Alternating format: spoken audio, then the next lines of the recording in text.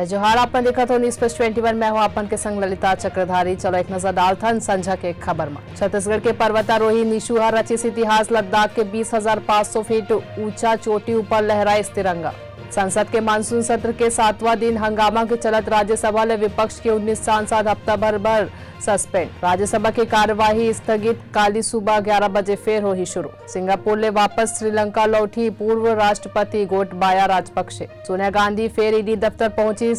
दूसर दौर के पूछताछ हुई शुरू। गुजरात में जहरीली शराब ले अब तक 29 लोगन के मौत। शराब की जगह लोगन ला मेथनॉल पिला दी। मुख्य आरोपी संग 14 अरेस्ट। चुनाव के दौरान फ्री ऑफर ऊपर लगी रोक। सुप्रीम कोर्ट सरकार ने रास्ता निकाले पर कहीं पॉलिटिकल पार्टी दे थे प्रलोभन। जम्मू कश्मीर क्रिकेट एसोसिएशन घोटाला में फारूक अब्दुल्ला के खिलाफ ईडी के चार्जशीट जारी। वागली स्टेशन के पास पाटिल पुत्र एक्सप्रेस के कंपलिंग टूटिस। बड़ा हादसा टलिस। जेल में ही रही आशीष मिश्रा। लखनऊ हाईकोर्ट याचिका खारिज करिस। ऐसा जानकारी ले लगातार अपडेट रहे पर देखत रहो न्यूज़ प्लस 21 आप मन के हक के बात।